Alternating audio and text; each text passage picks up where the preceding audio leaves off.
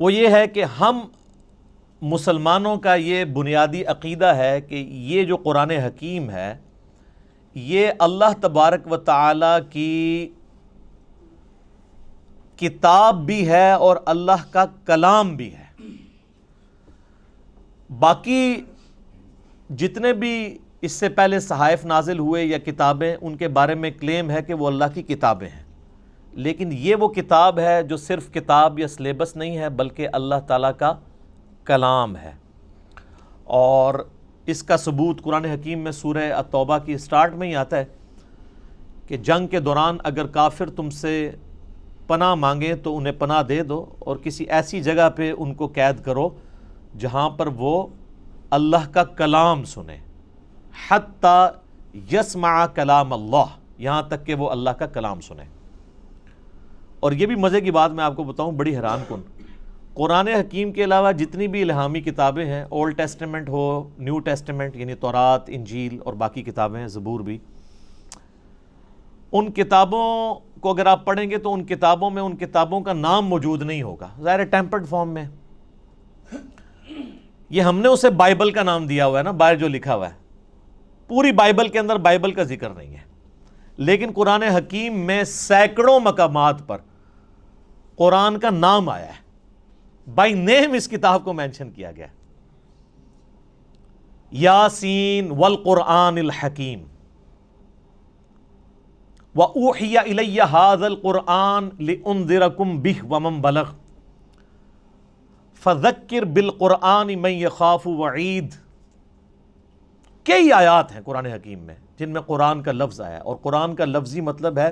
بار بار پڑھی جانے والی کتاب۔ قرات ہم اردو میں بھی استعمال کرتے ہیں، عربی کا لفظ ہے۔ تو یہ پہلی بنیادی انفارمیشن ہے کہ یہ صرف کتاب نہیں ہے بلکہ اللہ کا کلام بھی ہے، اور چونکہ یہ اللہ کا کلام ہے لہٰذا اللہ کی صفت ہوئی، اور اللہ کی صفت ہے تو یہ پھر مخلوق نہیں ہے، غیر مخلوق ہے۔ البتہ جو ہمارے پاس اس وقت یہ بائنڈنگ کے اندر قرآن موجود ہے، اس قرآن کے یہ جو صفحے ہیں یہ تو ظاہر مخلوق ہے، کریشن ہے، اس کے اوپر جو سیاہی ہے پرنٹنگ کی وہ بھی کریشن ہے، اس کا گتا بھی یہ بھی کریٹڈ ہے، لیکن اس کے اندر جو کلام لکھا ہوا ہے اگرچہ وہ کاتب کی رائٹنگ ہے وہ بھی کریشن ہے، کریٹڈ ہے، مخلوق ہے، لیکن جو کلام لکھا گیا ہے جسے ہم پڑھتے ہیں یا سنتے ہیں وہ غیر مخلوق ہے،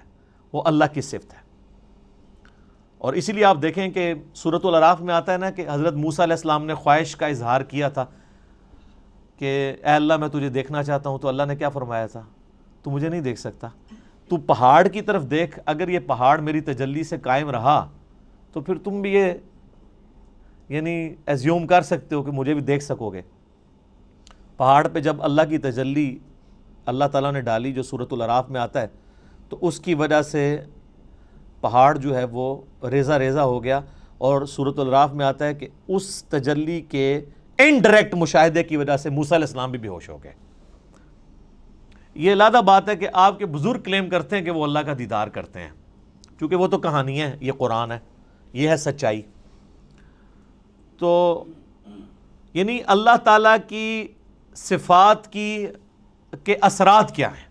اور سیم اسی طرح کی چیز قرآن حکیم کے بارے میں سورۃ الحشر میں آئی ہے، لو انزلنا ھذا القرآن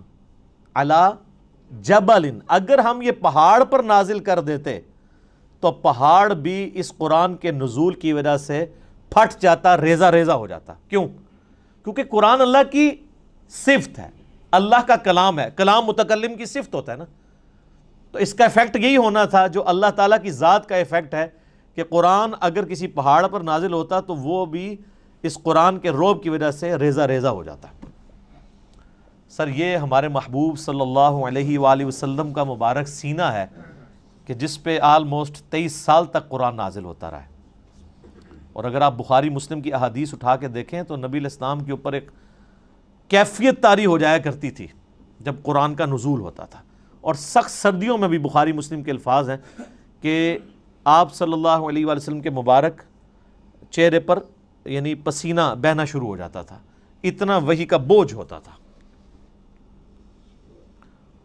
اور اس حالت میں صحابہ کرام آپ کو دیکھ نہیں سکتے تھے، چہرہ مبارک سرخ ہو جاتا تھا، اور